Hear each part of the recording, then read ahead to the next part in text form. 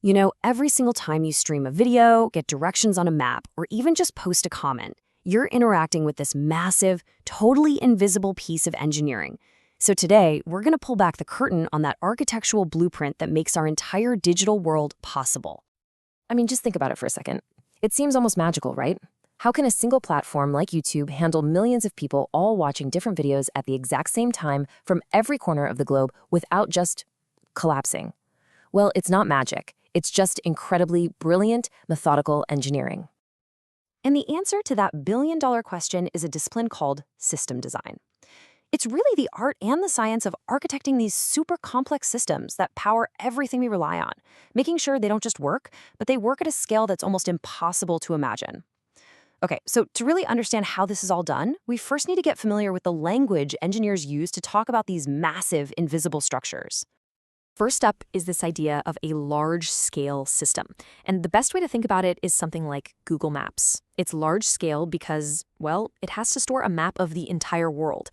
That is a massive amount of data. And it serves millions of us, and we all expect it to be super fast, perfectly accurate, and never, ever go down. That's a large-scale system in a nutshell. So how on earth do you handle that kind of scale? Well, you use what's called a distributed system. This just means the code isn't running on one giant supercomputer in a basement somewhere. No, it's running on thousands of computers all around the world, all working together. This is the absolute key to preventing crashes. If one server goes down in, say, Germany, others can just pick up the slack. It's also why your map loads so fast. You're probably talking to a server that's physically pretty close to you. Now, to solve these common problems over and over, engineers use design patterns. Think of them as clever, reusable solutions to challenges they see all the time. For instance, when a celebrity posts something online, trying to notify millions of followers at the exact same second would just completely overload and crash a server. So they use the publisher-subscriber pattern. It works just like a magazine subscription. The celebrity publishes the post, and all the followers have subscribed.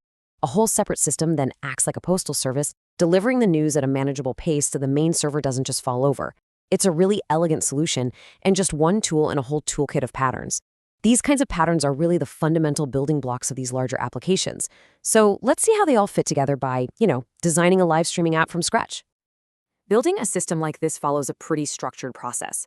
First, you've got to define what the user actually wants to do. Watch a stream, post a comment, Then you model the data. What even is a comment? Well, it's some text, a user ID, a timestamp. Next, you design the APIs. An API is basically like a waiter in a restaurant. It's the messenger that takes your app's request to the server and brings back whatever data you asked for. And finally, you have to choose the right tools for the job.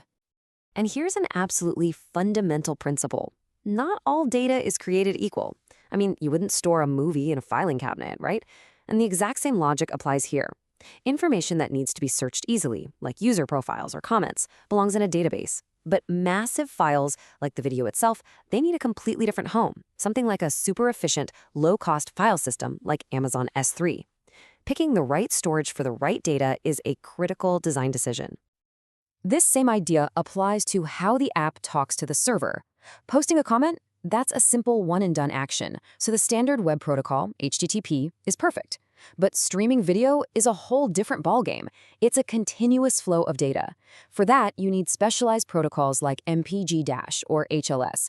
They work kind of like a smart water hose, automatically adjusting the video quality based on your internet speed to give you a steady, smooth stream instead of that sputtering, buffering mess we all hate.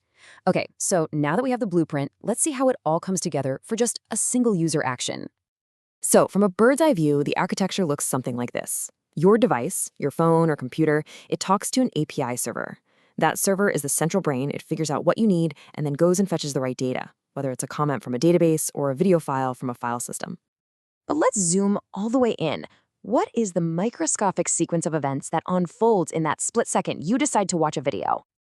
It is a lightning-fast dance. In less than a third of a second, you're authenticated, the video is found, and the first piece of it is already playing on your screen. But the real genius is what happens next. Before you've even finished watching that first little segment, your device is already requesting the next one, proactively building a buffer to make absolutely sure your playback is perfectly smooth. So why do engineers go through all this trouble, all this complexity? Well, it really just comes down to three core goals. Ultimately, every one of these decisions serves three essential goals. Great system design stands on these three pillars. First, reliability. It has to work, even when things break. Second, scalability. It has to be able to grow smoothly from 100 users to 100 million. And third, maintainability. The code has to be clean and organized so other engineers can understand it, fix it, and build upon it in the future. You know, this quote from Gaurav Sen, who developed the course this explainer is based on, it just perfectly captures the spirit of system design.